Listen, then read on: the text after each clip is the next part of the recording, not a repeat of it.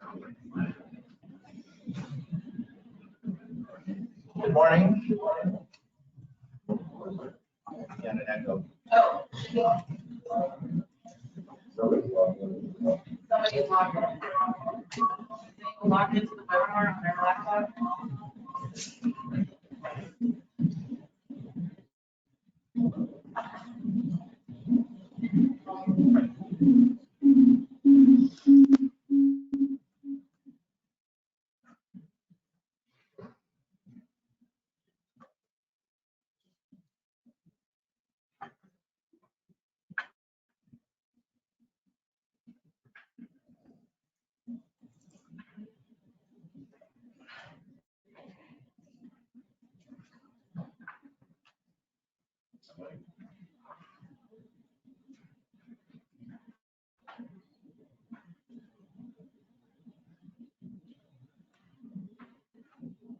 Right.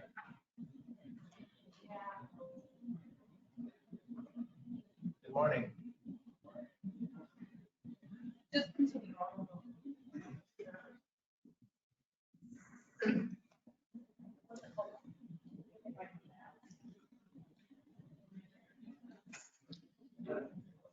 Apologies for the delay. Have a little bit of a technical issue there.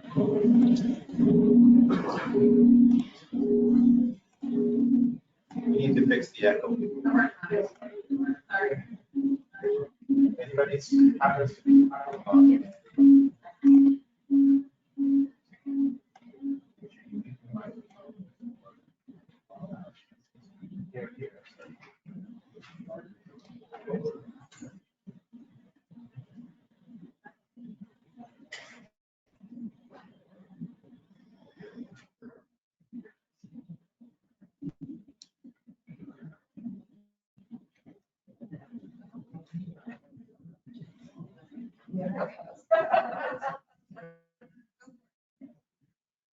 Okay, we'll try that again. Moving. Good morning. Washington Medical Commission business meeting will now come to order. Ms. Boyd, do you have any housekeeping items? No. Thank you.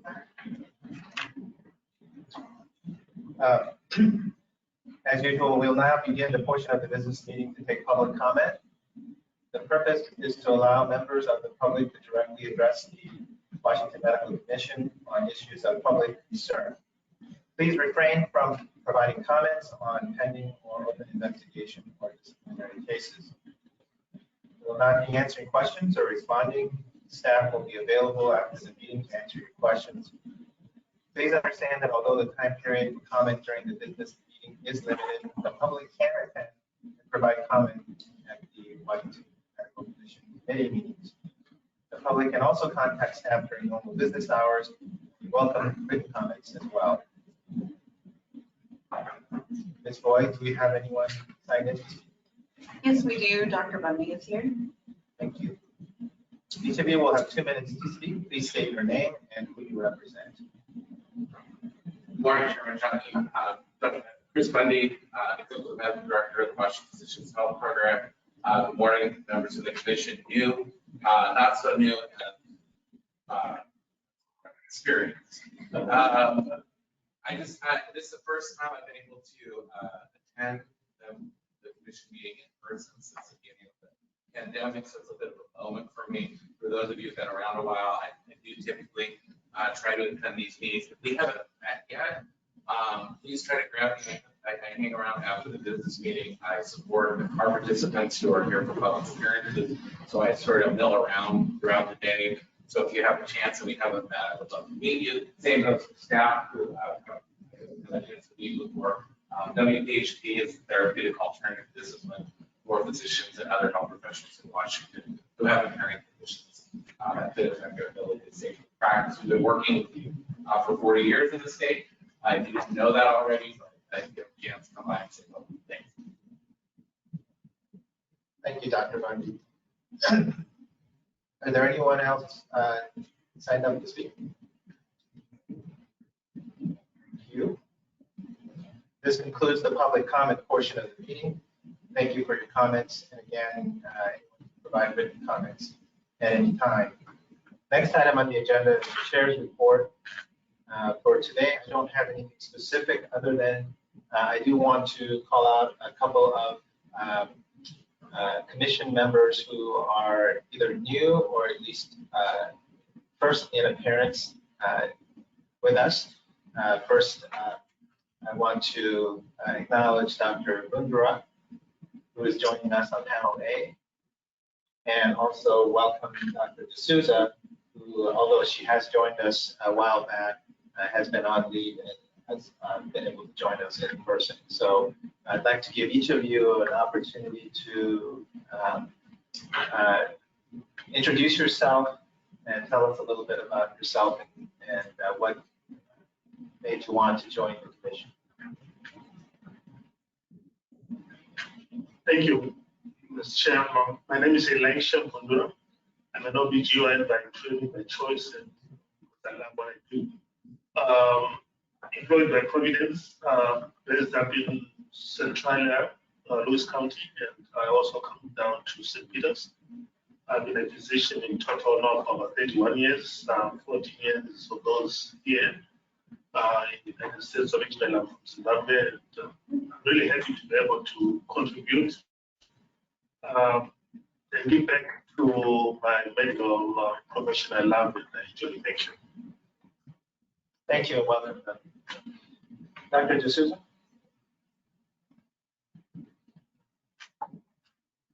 Okay, my name is Anjali D'Souza. I'm an internist by training, and I came out here for residency at Virginia Mason, and worked as a hospitalist for quite some time, and now I'm self-employed, running my own company, doing mostly occupational medicine type work. And yeah, also I was looking to give back to the community, more involved in a different standpoint, and I did was on kind of a similar type of honors professionalism, council and medical school that I really enjoyed. So this was something that appealed to me when I started.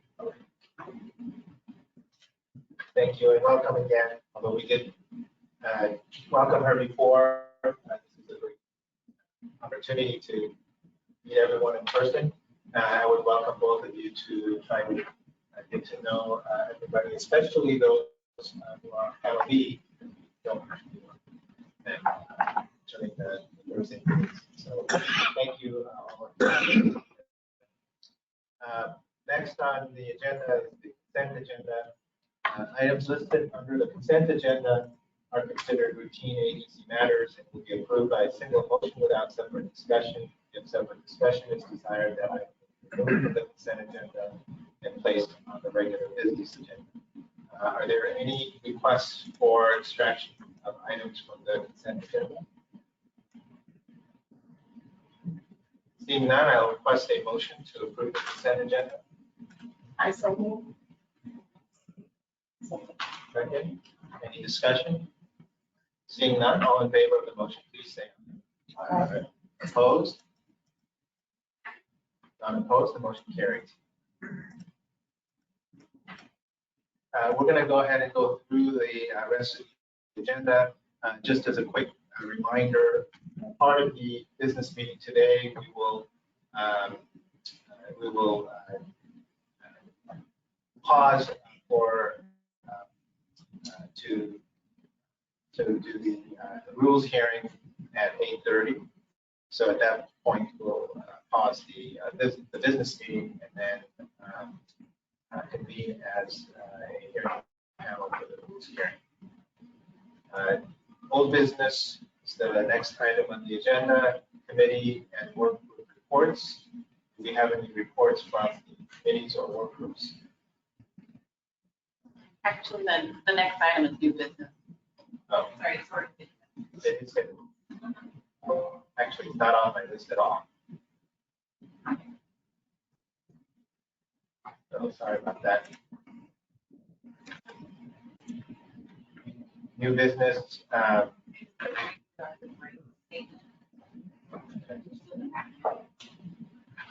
may be looking at an old agenda. My agenda does not show that. New business is the reproductive statement. Would anyone like to speak to that?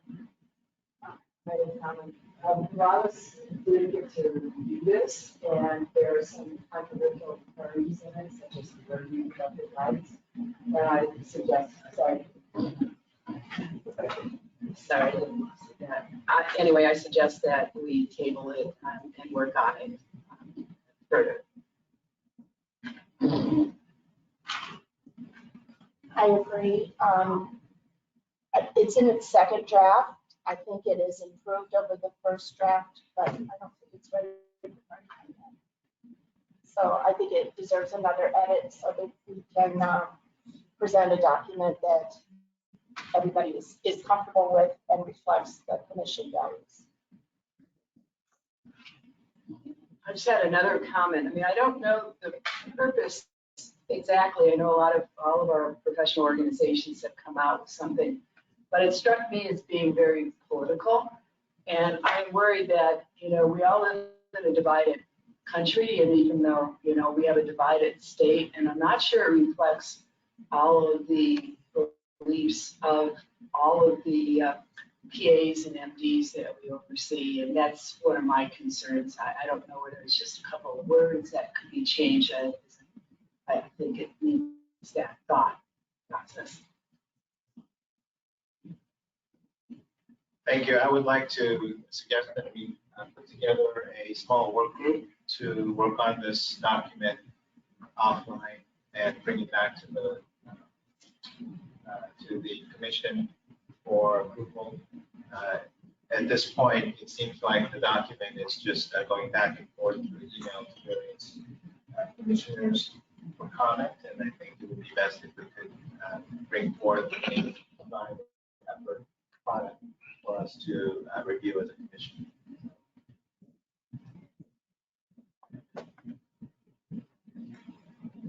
Move to table. Second. Any discussion on the motion? The motion's been made to table the topic. All in favor of the motion, please say aye. Opposed? None opposed, the motion carries.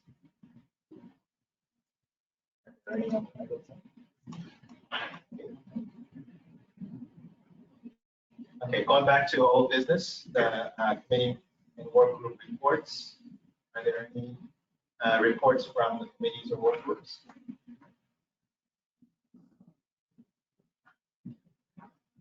Seeing none, we'll move on. Rulemaking activities is next on the list. I think we'll defer that until we have the rules hearing for at 8:30. Are there any other rulemaking activities to be reported? Yes, there are two items. The first is a request to rescind our emergency licensing rules initiation approval. We have not done any documents. We have not filed any CR 101 or anything like that, but in March of 2020, maybe it was April of 2020, the commission approved initiating emergency rulemaking for licenses. The draft language that was created is in the packet. Since that time, the proclamation that we refer to in that draft language will be rescinded at the end of October. And so we, at this point, don't need to write rules associated with that proclamation. This may come back in the future, but it will look different. And so we're just requesting that you rescind the approval to initiate rulemaking on that subject. Thank you. Do we have a motion? So And second, any discussion on that motion? Seeing none, all in favor of the motion, please say aye. Aye. Opposed? None opposed, the motion carries. Thank you.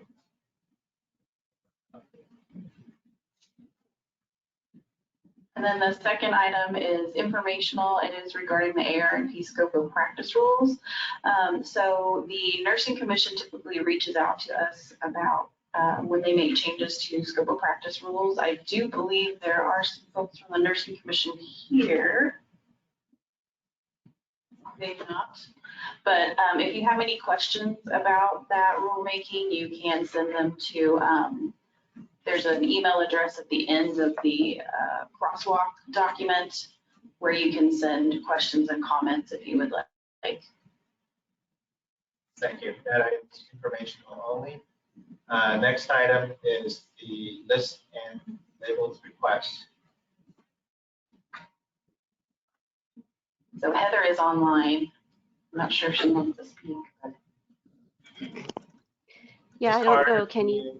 hear us? Yes, can you hear me? I may have to unmute her. Hold on. Can you speak now, Heather? Yeah, can you hear me? Can you guys Hello? hear her? I can hear you.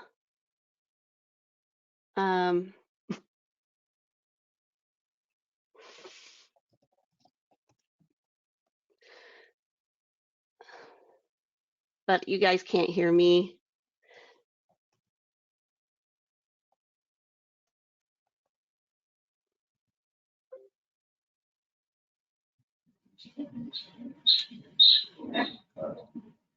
It's going to be too echoey.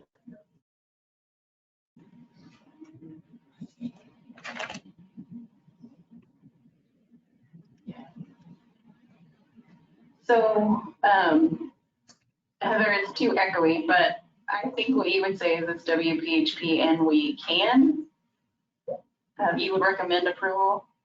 Yeah, she says she recommends approval. Thank you. So, Any discussion? All in favor of the motion, please say aye. Opposed? None opposed? Dr. Bundy is sitting back there. We'll hold them accountable to misuse of the list. Next item is the Open Public Meetings Act. Ms. Carter, well, I guess she's not able to report on Yeah, that. we're deferring that one. Sorry. Thank you. That'll be deferred. Next item is Policy Committee Report. Ms. Blake? There are 3 documents in your packet, and hopefully you've had a chance to take a look at those. We've reviewed the changes from the last meeting on the overlapping and simultaneous elective surgeries. There were no changes made to the revisions as suggested. Does anyone here have any additional comments or questions?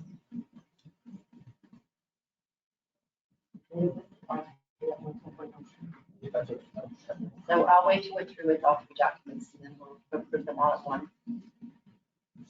Hearing none on that one. The next is the personnel appearances procedure.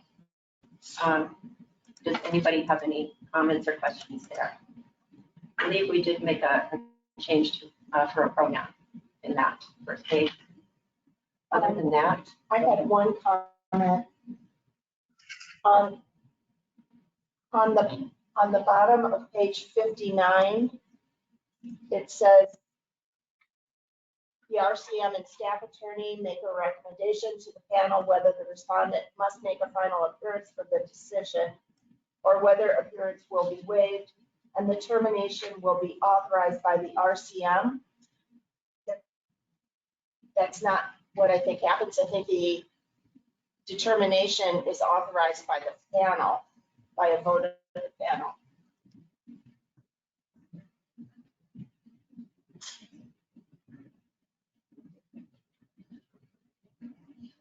That's what we did, that's what we did yesterday in panel B when we did orders. You're right, I can make a change. Okay. Can we consider that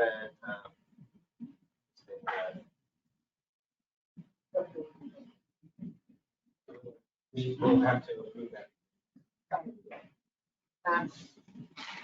is everyone in approval of making that edit? So the last word would read, will be authorized by the panel. Panel. I move that we approve as amended.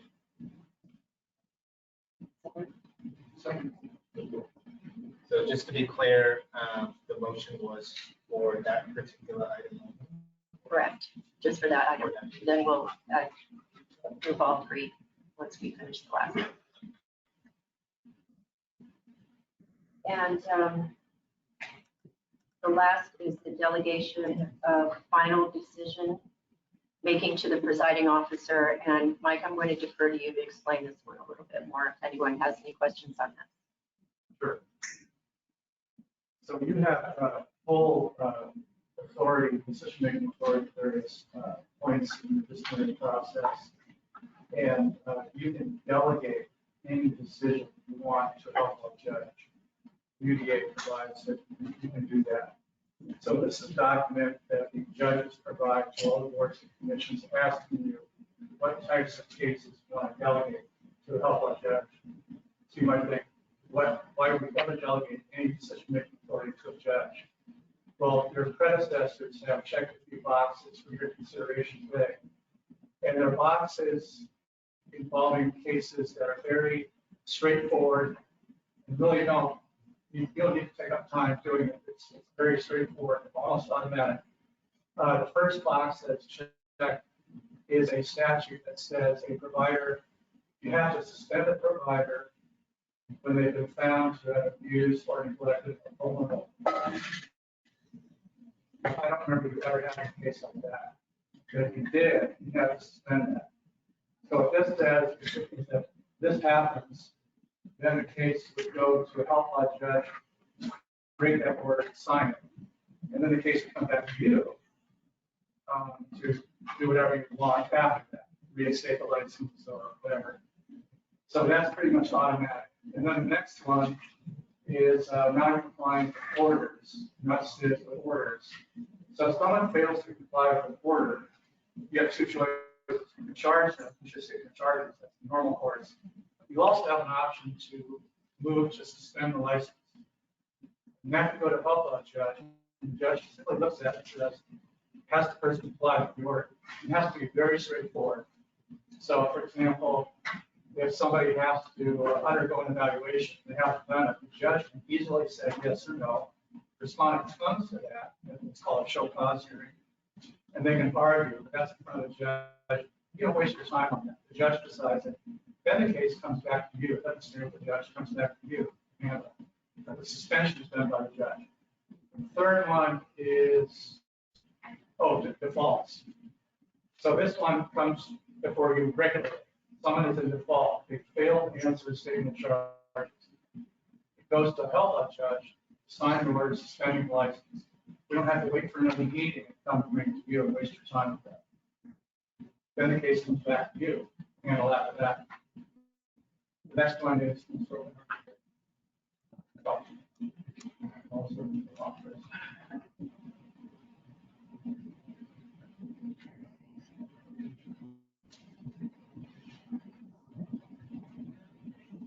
I think yesterday, this one wasn't checked, but it was supposed to be altered. I know there's one for 370, so. Oh, right. One I forgot to check. So when a practitioner is prohibited from practicing in another state, any unethical conduct or unethical conduct in this state, the statute says an automatic suspension, no discretion.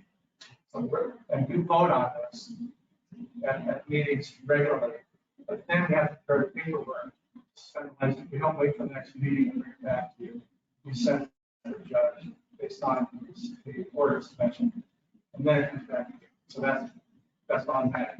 And the final one that's checked is the catch-all, which says that on a case-by-case basis, you can send anything to help that judge. I think a couple of examples where we've done that, where you delegated a hearing to help that judge. One was an 11-day hearing. Nobody wanted to sit in 11 days. Delegated to help that judge. That judge did a really good job coming up with an order. But then it comes back to you to review and approve or change. So this is a document that's up for review every 4 years. It's for you to discuss. You really want to delegate these things to help that judge. Thank you, Mr. Farrell. Just a quick question. So I've seen this document previously, and the only change that I'm aware of is just the changing of my name to replace Dr. Alden's, Dr. Roberts' name. I don't believe materially things have changed that much. Is that correct? Yeah, what I brought forward to you today, that the delegation agreement that exists today will change. Can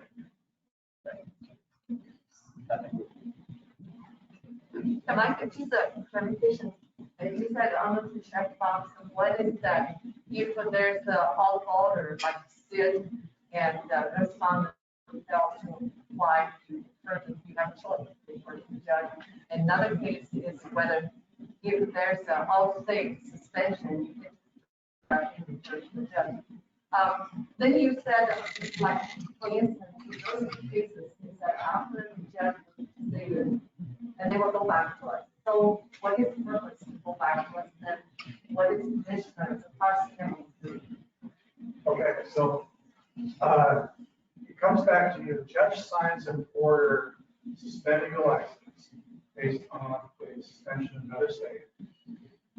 Then the case comes back to you. Let's say you're the RCM. You work with the staff and settling things or going to hearing.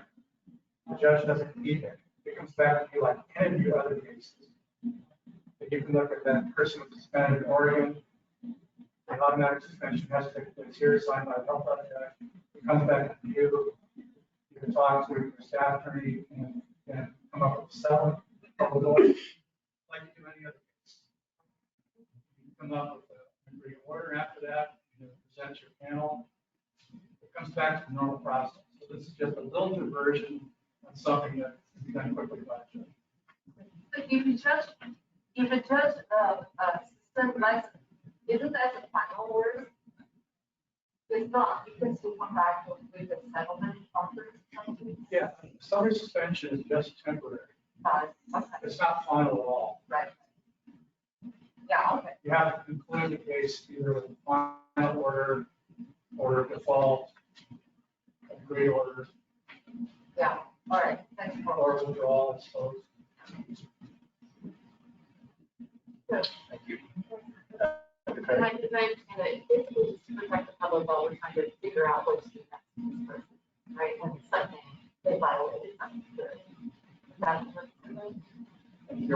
You're putting the absolute suspension of something else. yeah, I would say suspension or they are default happening for whether it's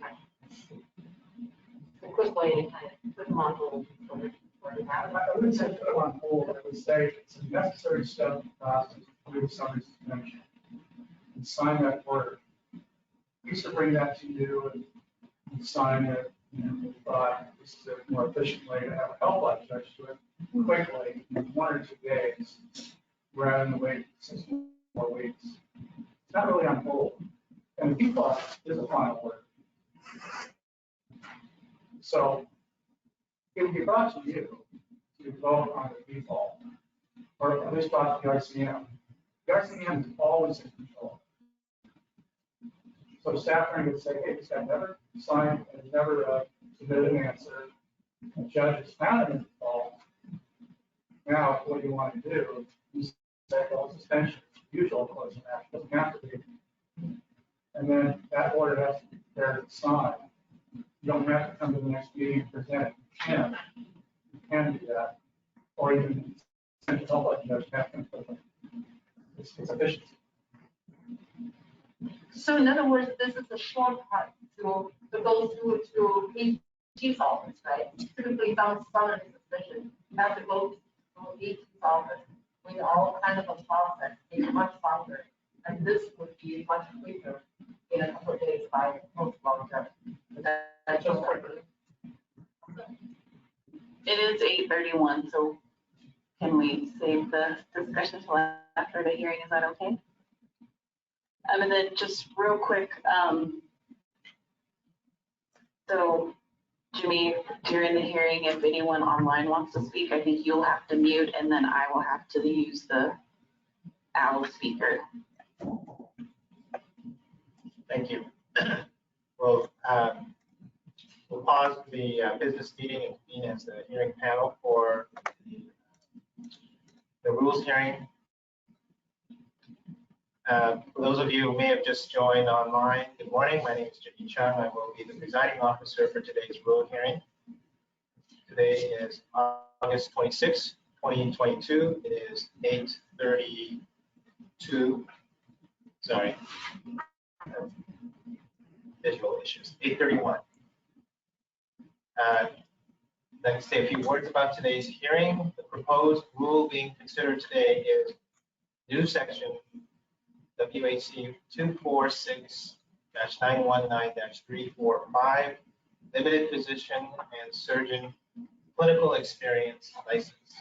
The Washington Medical Commission is proposing to add a new section to chapter 246-919 to implement Senate Bill 6551, chapter 325, laws of 2020, concerning the licensure of international medical graduates, or IMG. For today's hearing, all comments will be summarized and a summary will be provided as part of the CR 103 rules package when filed. Please do not interrupt individuals who are testifying. If you are not comfortable speaking in front of the group, you may provide your written comments to Amelia Boyd. This hearing is being held in accordance with the Administrative Procedure Act, Chapter 34.05 RCW. Pursuant to the Administrative Procedure Act, this public hearing is being recorded for the official record.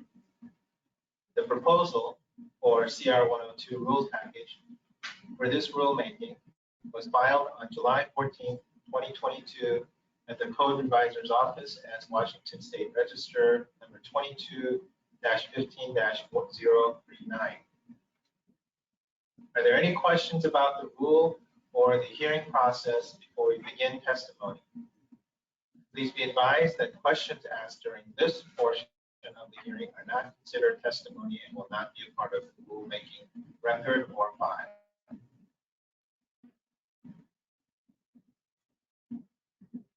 Okay, seeing none, we'll proceed with the testimony portion. When testifying, please limit your testimony to the content of the proposed rule. If you have suggestions for changes, please be specific as to which subsection of the proposed rule you think the change needs to occur. When you testify, please state your name, who you represent, and whether you support or oppose the proposed rule. At this point, I'm opening the hearing for public testimony. If you are here in person, please raise your hand. For those of you who are joining us virtually, please use the raise your hand feature and we will call on you. Alternatively, you may add your comment to the question section of the webinar. Is there anyone who would like to testify at this time? Mr. Matthews. Morning, Commissioners. Micah Matthews, Deputy Director of the Record. There's just some background on this. This all started a few years ago when the Senate bill was passed, creating the option for this type of license to exist. And so at the same time, the International Medical Graduate Implementation Board Group was looking at some potential rule language to recommend to you to satisfy the previous bill's requirements to create a license type like this. It was also called clinical experience. And so between the time that that language was reviewed by that group and was to be sent over to you, the legislature passed this bill. And so instead of doing a competing license type through rule, what we're doing here is we're doing three things. The first is saying the rule requirement that is in, I believe, 6551 to adopt rules on clinical experience. We're just pointing to the new statute saying these are the requirements that we're adopting because they are largely exactly the same. The second thing we're doing is we're placing into the rule two previous interpretive statements that you've already adopted, one in 2021 and one in 2022. The law that was passed was not completely clear as to when the practice agreement needed to be filed. So you filed, you did an interpretive statement making that clear. That's in this rule. It also, there was an edit in the law when we went through and it said appropriate medical practice, and we immediately realized we had no idea what that definition should be. Dr. Donnelly, you probably remember us going a little bit round and round policy about this, various debates there, and we came to a negotiated agreement with the stakeholders to say it's 3 practitioners who are providing direct patient care. That again is in here. So, and if you go forward and adopt this rule, we will be rescinding those 2 interpretive statements because they've done that available for questions. Thank you. Is there anyone else like to testify?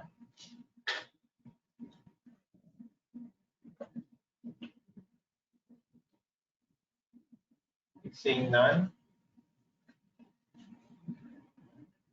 I will close the testimony portion of this hearing. Has the department or commission received any written testimony from members of the public related to rules filed under WSR 2215-0939? We did not receive any comments. We did receive some suggested changes, which they're in the handout section, and I did email them out to everyone this week. We can go over those. You will need to vote on these. They're basically grammatical changes. They're very minor. And then I did receive a comment from Dr. Murphy about, should have had that up, I apologize. Yeah, I think it had to do with if it was inherent in the document that the 3 physicians committing to helping this limited practice physician had the time and commitment to supervise the work of this physician. After I've read the document a few more times, I think that's inherent in the practice agreement that has to be submitted to the commission. And so I wouldn't delay this document for revising it any further. Thank you. Ms. Boyd, can we discuss the revisions? So yes, in paragraph 1, there is 2 changes. It was just to make it a little more clear and make it agree with the first part of the sentence that says who does not. It just adds in the word does and then changes meets to meet. And then in the second, or in 2A, we tried to make it a little more clear that, well, we took out a comma. I'm not going to really go over the, punctuation.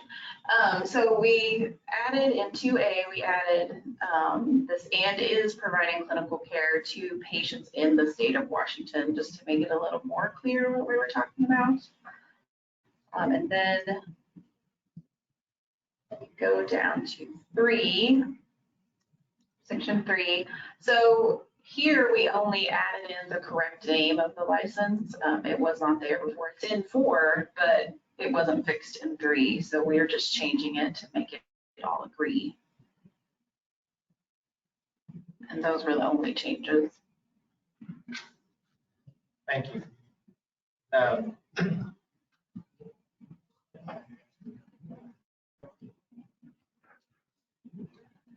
We can have a discussion once we make a motion.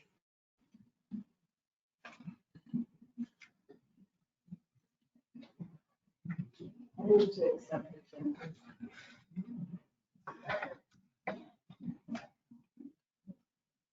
You may now discuss the comments and testimony. Any discussion?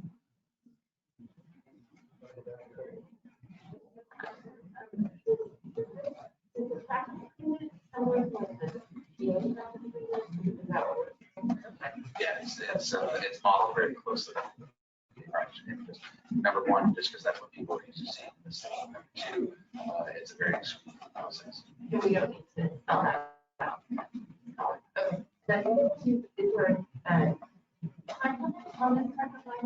Yes, the statute's very clear. You get 2 years for initial license and maybe 1 time, so we're at total 4 years. Thank you. Hold on just 1 second, just to be clear. My apologies. Could you repeat the motion? I move to accept the changes that are in this document shown above there. The motion is to accept the revisions that Ms. Boyd discussed. So on that motion, we can have a discussion. Dr. Yu, did you have a question? Mike, I'm just I'm just trying to understand better. Now that, if they said the practice is physically located, the B, that item B, the practice fall within one of the following categories. The first one is that practice setting within federal system. I was just wondering why we separate out the federal system or any, if we just satisfy one of them. So if you satisfy number 2 or 3, it doesn't have to be federal system anymore. So I'm just curious what is there. Try to understand that. So if my understanding of your question is correct, you can satisfy either B1 or B2. It doesn't have to be both. So we listed out the federal systems because at the suggestion of stakeholders, they suggest we put out all the various federal entities where this would be an acceptable place to practice. As you know, federal entities exist in a different atmosphere than we do, and so they tend to claim supremacy. So it made sense to group them in one area, and then talk more about the appropriate practice language of in Washington, 3 practitioners, and that's what. So you using the federal system, they don't have to have a assurance, like a quality assurance of procedure in place. As long as they're in federal system, the other 2 doesn't matter then, like having a group practice anything. The assumption is that most of the federal systems that are listed there are large enough where they will have more than 3 practitioners and will have some quality insurance program. In fact, many of those systems listed by federal statute have to have quality. Okay, thank you. Thank you. Are there any further discussion on this motion of the revisions discussed? Dr. Boudreau. Couple of clarifications. The IGMs we're talking about here, is this a separate license? Because I thought IGMs, when they come here, they write those exams and they're licensed like anyone else. So is this a separate rule where the IGMs are just coming in and just, practicing? So I can certainly have a longer discussion with you on it, but the long and short of it is in 2018, we had a number of IMGs come to the legislature as well as us and say that they're having a lot of trouble getting to residency. One of the problems that they run into is that they don't have recent clinical experience. So this license is meant to address that in a more controlled environment. So in order to get the license, they have to go through CFG. They have to pass all 3 steps of the U.S. medical licensing exam, and then they have to get this nomination from an appropriate medical clinic. And so at that point, they have 3 practitioners who are working with them, seeing how they work and give improvements. Simultaneous to this, the IMG implementation work group is developing a set of criteria for clinical readiness and an evaluation system that they will recommend to you that you will see. My guess is going to be they're almost done. Thank you. Thank you. Any further discussion?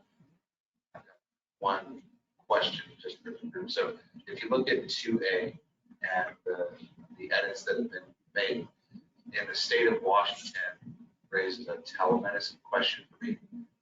So as you may be aware, with patients, and when you're talking about telemedicine and delivery where the practice of medicine occurs, it is at the time and location of the patient. By putting that in there, you're stating that they can only treat the patient that's physically in front of them.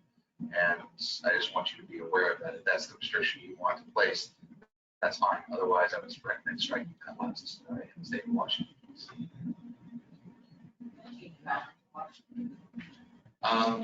I think you can just say patients.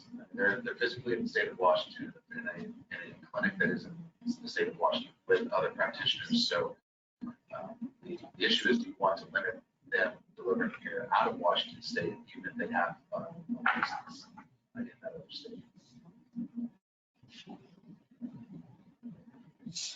I have a question with that. So if we're asking for 3 providers to monitor this practitioner. How do you do that in a telemedicine setting? That would be more difficult.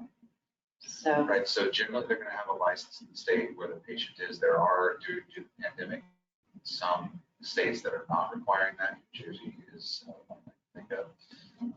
So, I mean, I think you would still have a review process with those other clinicians, but generally with this sort of thing, you're leaving it to the clinic itself to help handle how to the recommendation.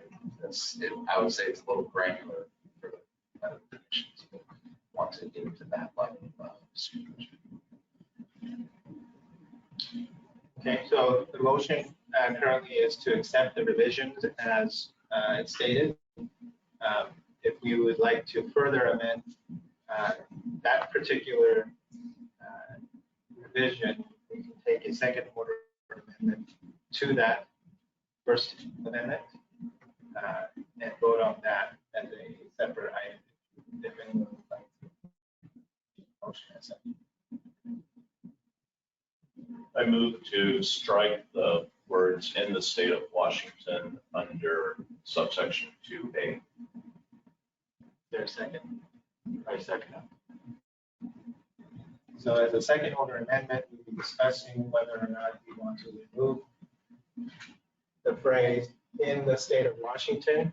Could you please read what the section would read without that? Subsection 2A would read, "The practice is physically located in the state of Washington and is providing clinical care to patients."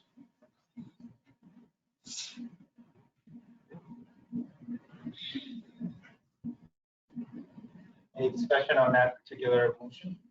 Ahmed? Dr. Yu? Yeah, I am concerned about this telemedicine in this situation. Certainly, I understand this would provide some flexibility in certain situations, but I don't know how this is any urgency or for this type of a practitioner with a temporary license that have to treat a patient remotely, and in particularly like Dr. Curry, about the oversight, the three have to practice in a group practice, and this makes it hard for, I don't know, I just think this is hard, and even for patients.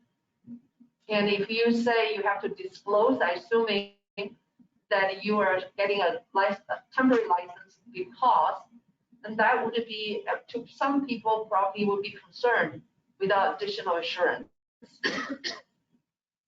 Dr. Yu, are you speaking in favor or against the?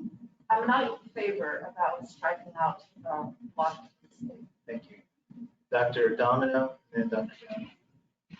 Yeah, I also agree that I am not in favor of taking out the change here in red. I am, having been on the policy committee and are discussing this quite a bit, I'm also concerned over adequate supervision. And I don't see why they have to have telemedicine privileges to deal with patients outside the state. I'd rather see them working in an office or a hospital setting under more direct supervision. So I recommend leaving it as is and not accepting Mr. Rogers' suggestion. Thank you, Dr. Gallagher. I agree with the previous two comments. And for me, it's if patients have a concern about their entirely just had, it's not that we were easy them to open against the walk out the door, sure that the practice manager or the examples of providers to be able to have that awareness. It's much harder for them to have that feedback directly or indirectly. Thank you. Any further discussion? I do have some comments from Heather, sorry. I comment. The way I'm reading it is that it's my understanding is for, international graduate applying for residency, and just for that temporary. So this theoretically, the training is should be the same as the summary in the residency program. So if it's dictated in the residency program, it's already building into that. And telemedicine is going to be the forefront. So if you let me down, deal with this, I think in the near future, I have to address this. Thank you. Just to clarify, I don't think this means that it's eliminating telemedicine. It just means telemedicine outside the state of Washington. Ms. Boyd? So a couple of things, I know you suggested not to make this change. So if you did want to make this change, it is substantive, which means we would have to go back a step to the 101. And then Heather also says that this Washington license would not allow someone to treat patients outside of Washington as established. And then she says, with the red language, the provider could still provide telemedicine to Washington patients. Great, thank you. Any further discussion on this particular motion? Mr. Matthews? So just as a reminder, you have a policy right now in place that's called telemedicine continuity of care. And if one of these IMG clinical experience licenses was, say, in Vancouver, you would prevent them from doing any follow-up with their patients across the border, which is typically what you get a request for about continuity of care and follow-up. We are working on reciprocity agreements to not require licensure in those situations, because some regulators are more strict about that than others. But so this, by limiting, number one, you're going a little bit against the policy that you have for this particular license that doesn't exist in any other scenario for any other license. The second thing is by putting on a limit at this point, you could depress the uptake of these particular license types, because again, they would be the only one that would place in this respect. Thank you. Any further discussion? Seeing none, the motion before you is to remove the phrase "in the state of Washington" in the paragraph section 2A above. All in favor of that motion, please say aye.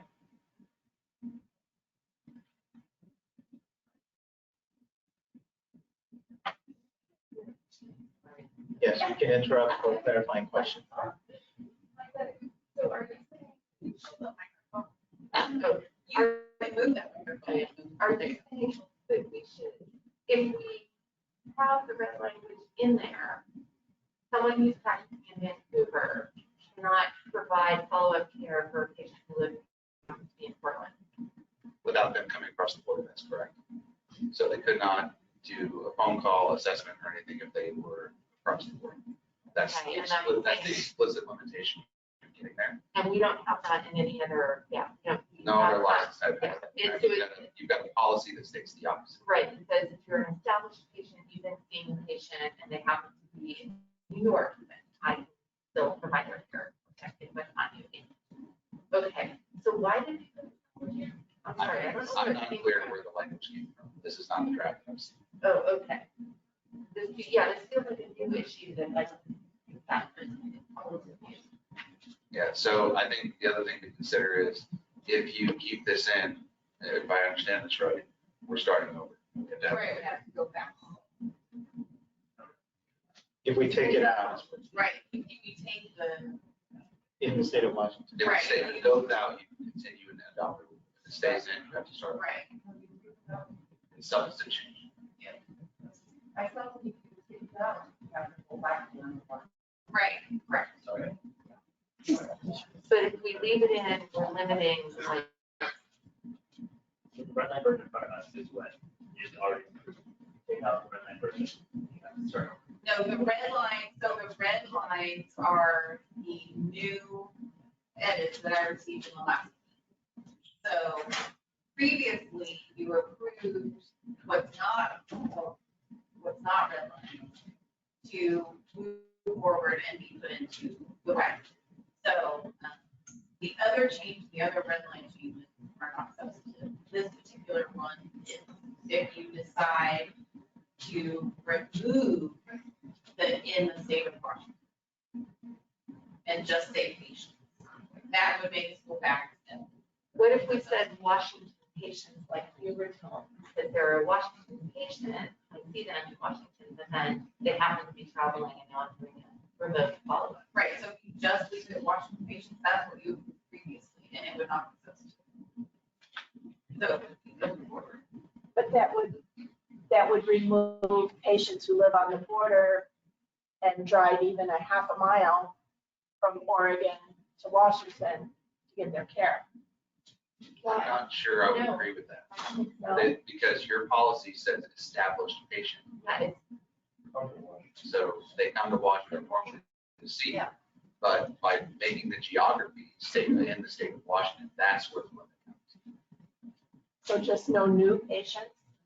They wouldn't be able to do an initial new patient. Okay.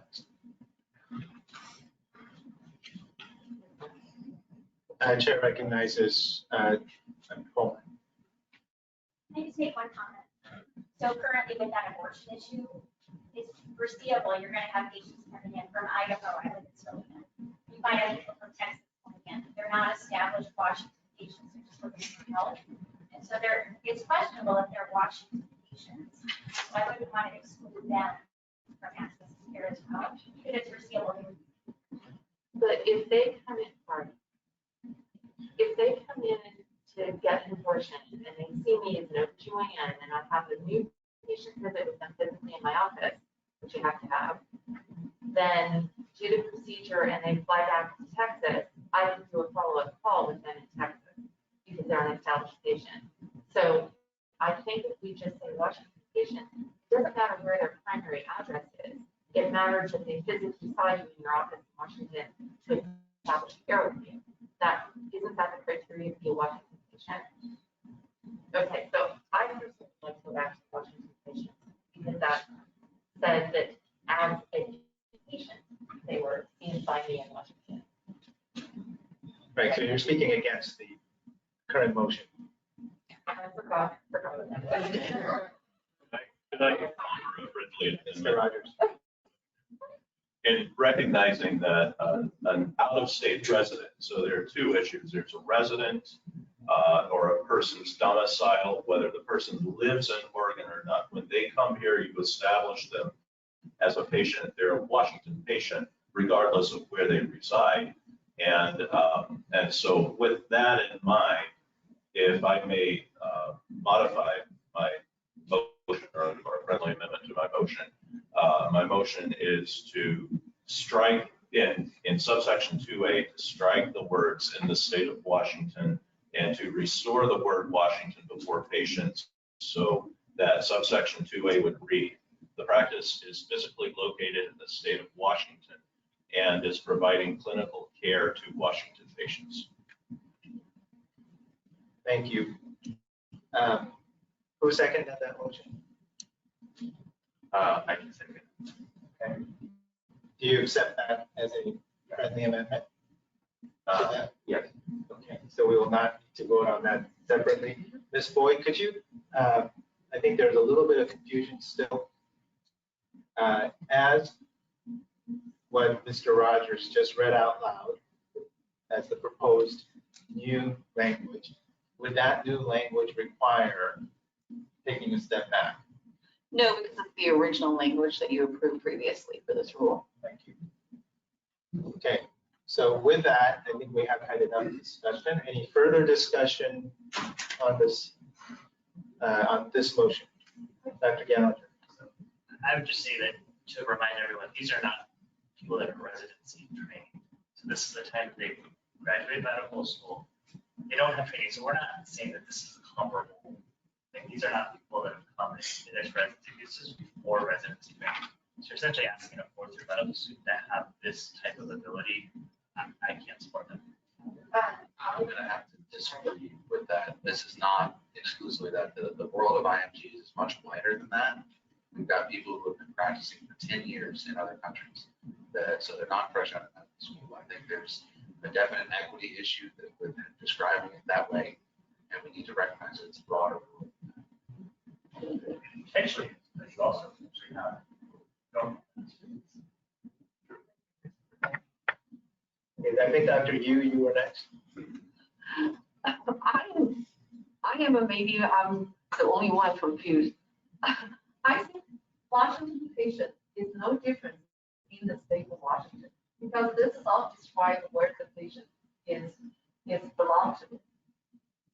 Just for clarification, I think that is the difference that we're trying to elucidate here, that when we say in the state of Washington, it implies a geographic location of where that patient is currently presently physically located, as opposed to saying Washington patient describes how their care was initially established in the state of Washington, so that even if they are currently presently somewhere else, they can still be considered a Washington patient because of their connection to a provider in the state. So it's still remote. We're still talking about same having money. Any further debate? I think we were actually going to vote on this. So for this motion, and just to be clear, again, we're removing the phrase in the state of Washington and restoring the original Washington before patients. For that language change, all in favor of that motion, please say aye.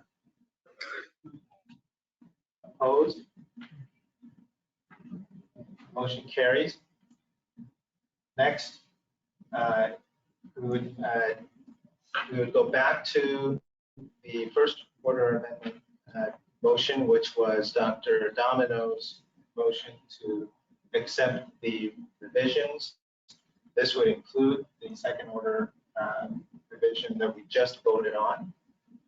So all in favor of that? Sorry, are there any discussions? Any further discussion would be more about the punctuation. So, any discussion on that motion? Seeing none, all in favor of that motion, please say aye. Aye. Opposed? Okay, none opposed? I'm sorry, I didn't see that. One opposed. Motion carries. Next is a motion to approve the rule as stated. Do we have a motion? Okay. So again, this is the amended motion, sorry, the amended rule. We can keep track of all of that now. It is the amended rule that we are now discussing. There has been a motion and second. Any discussion on the rule itself with the amendment? Seeing none, all in favor, please say aye. Aye. Opposed? Okay. Motion carries. Okay, thank you, everybody. Let me go back to my screen here real quick. Okay, thank you, everyone, for your participation. The hearing is adjourned. The time is now 9:04. We'll now re-adjourn as Washington Medical Commission and continue with our previous agenda, which was policy.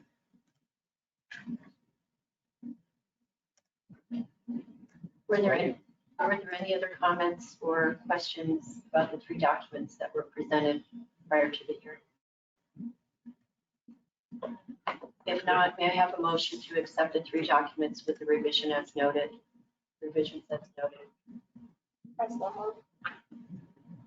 Second.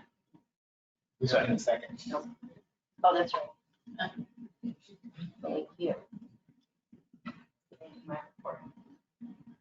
Thank you. I think we got to go. There was a motion. Okay, since there was a motion, can we have approval, please? Motion and a second. All those in favor? Aye. Opposed? Thank you. Okay, great. Thank you, everyone. That was was very exciting. So, part of the agenda. I believe the next item on the agenda is member reports. Are there any reports from individual commission members?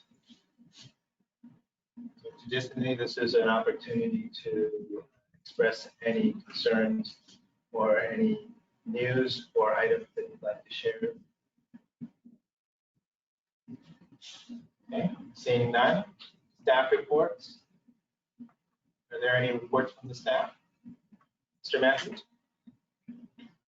Just got a couple. One, I would just direct your attention to my written report. There has been some what I would call developments with the state auditor's office and the prescription monitoring program audit. Can you speak closer? I'm sorry, and their prescription monitoring program audit.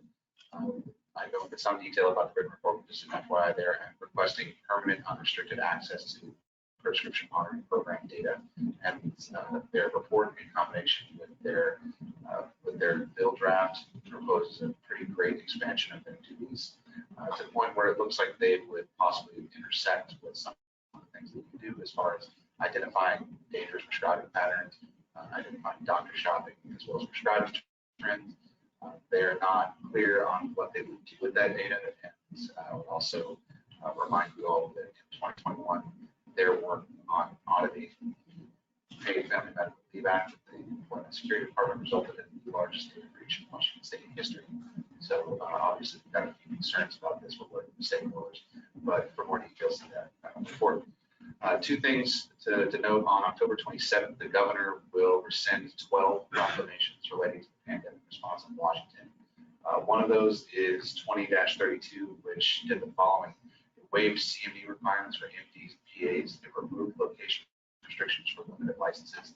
It suspended practice agreements for PAs, and it removed pay and practice time restrictions for both retired license times as MD and PA. So the WMC staff have started an awareness campaign through our website, email list, social media, and collaboration with our professional association stakeholders.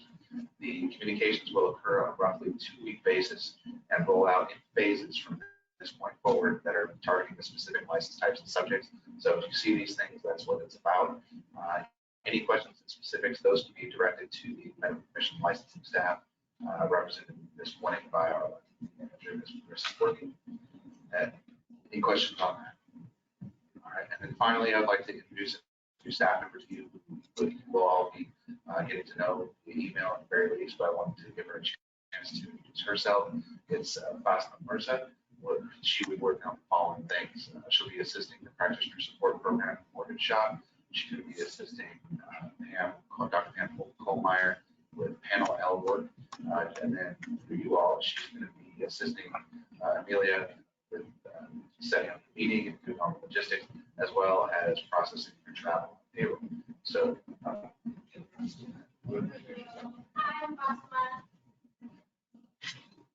great, thank you. Just as a reminder, in anticipation of the lengthy discussion that we were going to have for the rules hearing, the business meeting was thought to actually extend beyond the usual 6:30, I'm sorry, 9:30.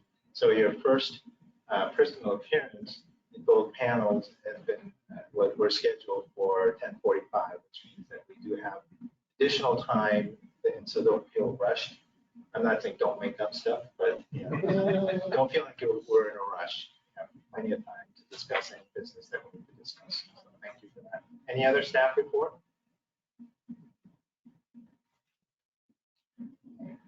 Thank you.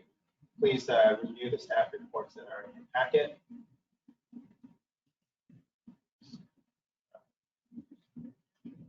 Okay, I believe the next item is the IMG report.